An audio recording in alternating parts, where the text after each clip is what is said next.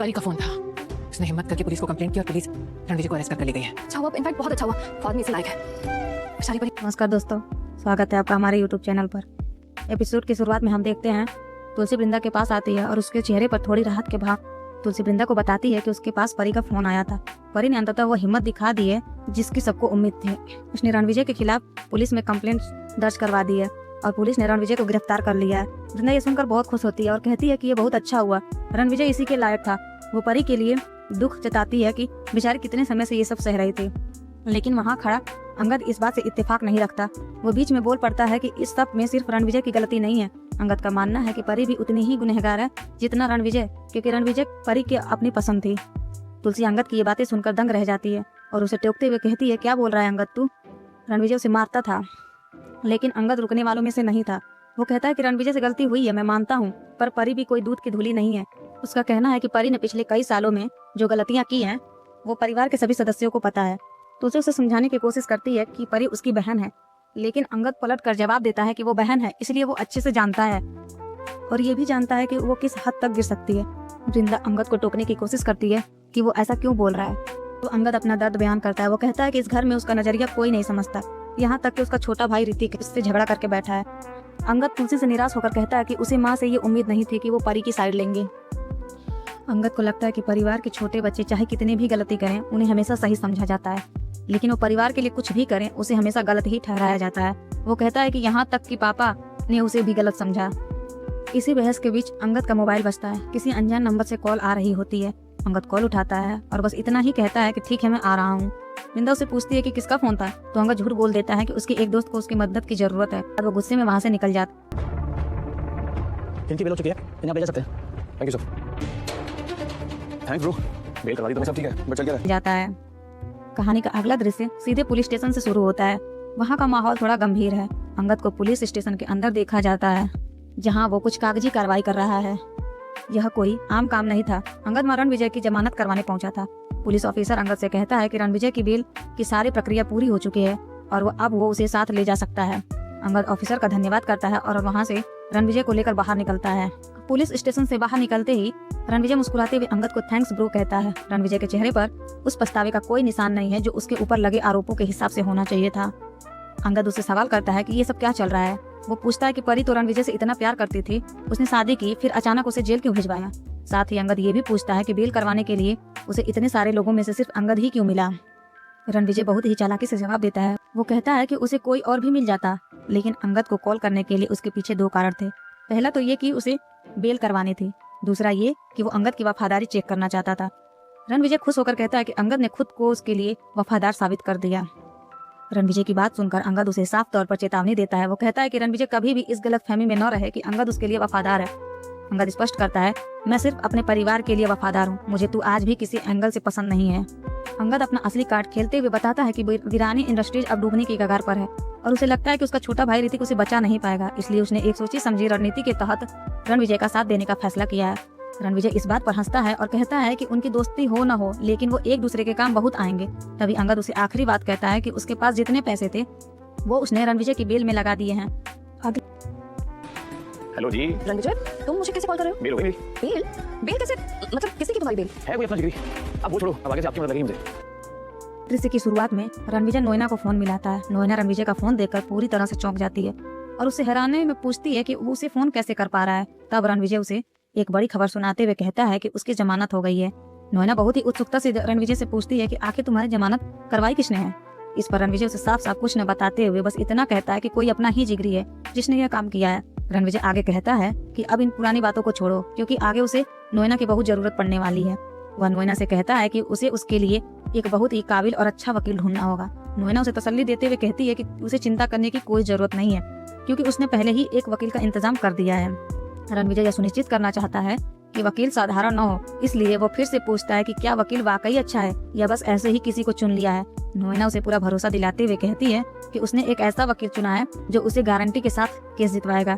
इसके बाद रणविजय ओके कहकर फोन रख देता है। जैसे ही रणविजय का फोन करता है, सुचित्रा नोएना के पास आती है। वह नोएना के इस फैसले से बहुत परेशान और दुखी है। सुचित्रा नोएना को टोकते हुए कहती है, दी यह आप क्या कर रही हैं? आप जानती हैं ना कि रणविजय जैसे इंसान की मदद कर रही हैं। आपको पता है वो कैसा आदमी है।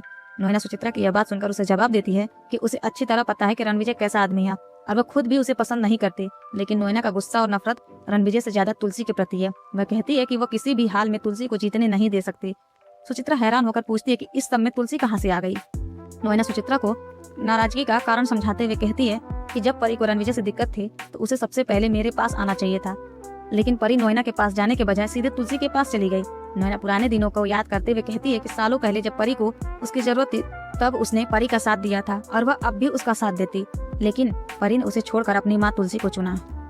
नोएना को इस बात का बहुत बुरा लगा है कि परी अब पूरी दुनिया को यह बता रही है कि तुलसी उसकी मदद कर रही है। नोएना इसे अपनी बहुत बड़ी बेइज्जती मानती है। वह कहती है कि परी ने उसे तुलसी के सामने छोटा दिखाया है। वह सुचित्रा से सवाल करती है कि अगर ऐसा तुलसी के साथ हुआ होता तो क्या वह इसे सह पाती? नहीं। नोएना कहती है कि वह भी एक इंसान है और अपनी बेइज्जती नहीं सह सकती। नोएना आगे अपनी योजना का खुलासा करते हुए कहती है कि परी को क्या लगता है सिर्फ तुलसी ही उसकी रक्षक बन सकती है और उसका केस लड़ सकती है। नोएना कहती है कि अब वह कुछ ऐसा करेगी जो परी तुलसी के पास आंसू बहाने गई थी, वही परी मजबूर होकर वापस नोएना के पास आएगी और उसके सामने आंसू बहाएगी। सुचित्रा को अब नोएना की असली चाल समझ में आती है कि वह रणविजय का साथ सिर्फ इसलिए दे रही है ताकि वह परी और तुलसी को नीचा दिखा सके। नोएना साफ कर देती है कि उसे उन मर्दों से नफरत है जो औरतों पर हाथ उठाते हैं, लेकिन उसका असली मकसद तुलसी को हराना है। वह परी की पसंद पर भी सवाल उठाती है कि उसने पहले उस लड़के को चुना, फिर नोएना ने ही उसकी शादी करवाई, उसे बिजनेस में लगवाया और इस घर में शिफ्ट करवाया। नोएना का अंत में बस यही कहना होता है कि वह तुलसी तो कभी जीतने नहीं देगी और उसे वैसा ही दर्द महसूस कराएगी जैसा आज नोएना खुद महसूस कर रही है। You know what, babe? एक बहुत ही हिप और हैपनिंग प्लेस खुली है बैंड्रा में। आई थिंक इसका असली इनॉग्रेशन तो तभी होगा ना जब हम जाएंगे। तो let's go। हाँ डन, चलते। ये कहानी का अगला रुख मिताली की ओर मुड़ता है, जहाँ उसकी गैर जिम्मेदाराना हरकतें सामने आती हैं। वह अपने एक दोस्त को घर लाती है और बड़े उत्साह के साथ बांद्रा में खुली एक नई और हैपनिंग जगह के बारे में चर्चा करती है। मिताली अपनी सेखी भगाते हुए कहती है कि उस जगह का असली उद्घाटन तो तब माना जाएगा जब वे वहाँ जाएंगे।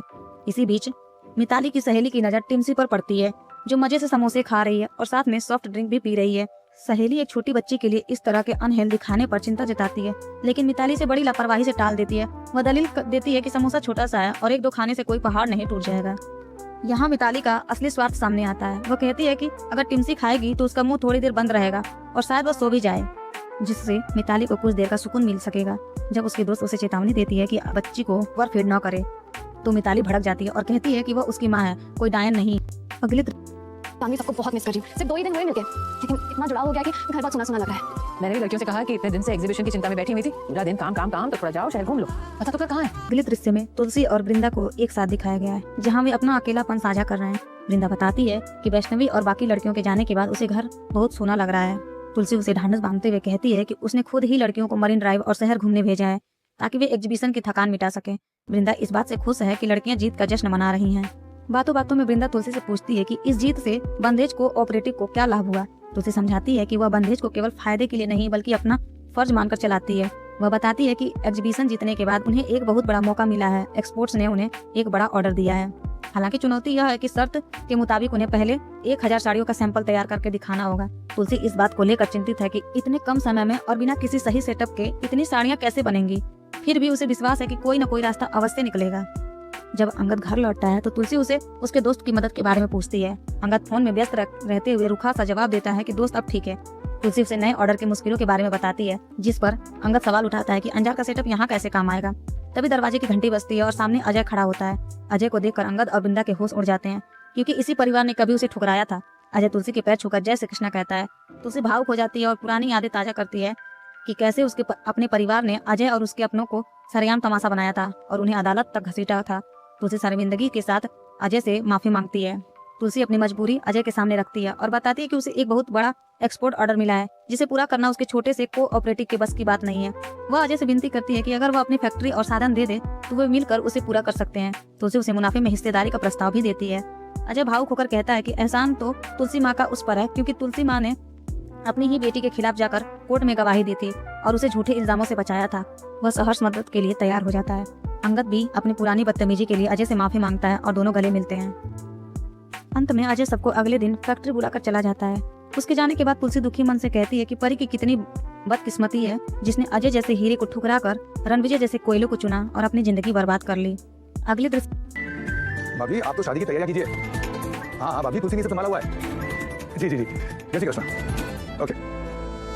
में हम देखते हैं मिहिर बहुत खुश है। वह बाप जी को फोन करता है और उन्हें यह खुशखबरी सुनाता है कि देव और सलोनी की कुंडलियां मिल गई हैं। मिहिर बाप जी को पूरा भरोसा दिलाता है कि शादी की तैयारियां जोर शोर से शुरू हो जाएंगी। बातों बातों में मिहिर एक झूठ बोल देता है कि तुलसी ने घर की सारी जिम्मेदारियां संभाल ली हैं ताकि बाप जी निश्चिंत रहें। जैसे ही मिहिर फोन रखता है, नोएना वहां आ जाती है और ताना कसते हुए पूछती है कि क्या सच में तुलसी ने सब संभाल लिया है। इस पर मिहिर उसे समझाता है कि बाप जी के सामने यह नाटक करना जरूरी है। अगर उन्हें पता चला कि तुलसी घर में नहीं है और उसकी जगह नोएना रह रही है तो शांति निकेतन हाथ से निकल जाएगा। नोएना गुस्से में कहती है कि शांति निकेतन भाड़ में जाए, जिस पर मिहिर मजाकिया अंदाज में उसे चेतावनी देता है कि अगर घर गया तो नोएना भी भाड़ में जाएगी और वहाँ भीड़ लग जाएगी। इसके बाद मिहिर नोएना को कुंडलियों के महत्व समझाता है। जब नोएना इसे पुराने ख्यालात बताती है तो मिहिर कहता है कि लोग बाहर से कुछ और अंदर से कुछ और होते हैं, इसलिए कुंडली से परखना गलत नहीं है। नहीं करूंगा। क्या करोगी तुम? पुलिस को बुलाओगी? दोबारा जेल करवाओगी मुझे? कैसी पत्नी हो तुम? अपने पति को बदनाम करने में लगी हुई हो। तुझे क्या लगा था कि जेल में रहूंगा, सड़ जाऊंगा, मर जाऊंगा? कुछ नहीं होगा मेरा। देख बाहर आ गया, फिर से आजाद हो गया। देख। हाँ तो मुझे भी कर दो। अगले दृश्य में परी और रणविजय के बीच का झगड़ा एक भयानक रूप ले लेता है। परी रणविजय को खुद से दूर रहने की चेतावनी देती है। रणविजय अपनी जेल की रिहाई का रूप दिखाता है और कहता है कि जेल उसका कुछ नहीं बिगाड़ पाई। परी उसे करारा जवाब देती है कि असली जेल तो उसकी जिंदगी है, जहाँ वो 6 साल से कैद है। वह रणविजय पर इमोशनल और फिजिकल टॉर्चर का आरोप लगाती है। जब रणविजय अपनी हैवानियत को सही ठहराने की कोशिश करता है तो परी साफ कह देती है कि अब वह उसके साथ एक पल भी नहीं रहेगी। वह कहती है कि अब तक वह अपनी बेटी गरिमा के लिए चुप थी, लेकिन अब वह नहीं चाहती कि उसकी बेटी यह सीखे कि जुल्म सहना सही है। जब परी रणविजय को हैवान कहती है तो रणविजय भड़क जाता है और परी पर हाथ उठाने की कोशिश करता है। ठीक उसी वक्त मिहिर वहां पहुंच जाता है और रणविजय का हाथ पकड़कर मरोड़ देता है। मिहिर गरजती हुई आवाज में कहता है, परी का बाप अभी जिंदा है। मिहिर रणविजय को एक जोर का तमाचा जड़ता है और उसे चेतावनी देता है कि अगर उसने दोबारा परी पर उंगली उठाई तो वह उसका वो हाल करेगा, वह परी का नाम तक भूल जाएगा। मिहिर अपनी गलतियां गिनाता है कि उसने रणविजय को घर में आने दिया और परी के आंसुओं को नजरअंदाज किया, लेकिन अब सब ठीक होगा। मिहिर रणविजय को घर से निकालने का आदेश देता है। जब नोएना बीच बचाव करने आती है तो मिहिर उसे सख्ती से रोक देता है और कहता है, आज बीच में मत आना। मिहिर का यह गुस्से वाला रूप देखकर नोएना डर जाती है और पीछे हट जाती है। दोस्तों, वीडियो पसंद आई हो तो लाइक करें और चैनल को सब्सक्राइब करें। मिलते हैं अगले एपिसोड।